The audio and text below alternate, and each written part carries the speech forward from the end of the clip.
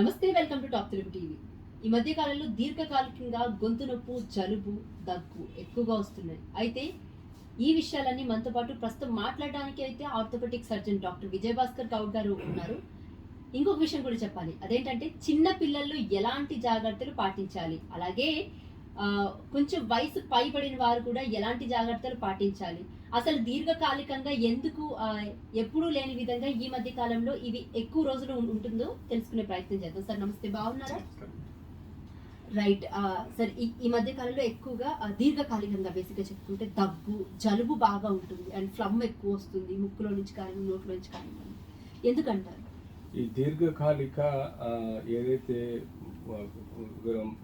Open వెదర్స్లలో మనకు ఉండే సమస్యలలో మోస్ట్ కామన్గా అప్పర్ రెస్పిరేటరీ మరియు లోవర్ రెస్పిరేటరీ ఇన్ఫెక్షన్స్ వలన దీర్ఘకాలిక వ్యాధులు అంటే క్రోనిక్ అబ్స్ట్రక్టివ్ లంగ్ డిజీజ్ అనేటివి మనకి కామన్గా పల్మనరీ డిజీజ్ సిఓపిడి అంటాం. దీనిలో మనకు ముఖ్యంగా ఈ సీజనల్ వేరియేషన్లో ఎప్పుడైతే మనకు ఎండాకాలం నుంచి వర్షాకాలం తర్వాత మాన్సూన్ ఏదైతే వస్తుందో ఈ వేరియేషన్స్ వలన మనకు డ్రై మౌత్ నుంచి కొంత హ్యూమిడిఫైడ్ వెట్ మౌత్ కానీ థ్రోట్ కానీ లంగ్స్ కానీ మాడిఫై అయినప్పుడు అప్పుడు మనకు ఎక్కువగా నోటి గుండా, ముక్కు గుండా, కంటి గుండా మనకు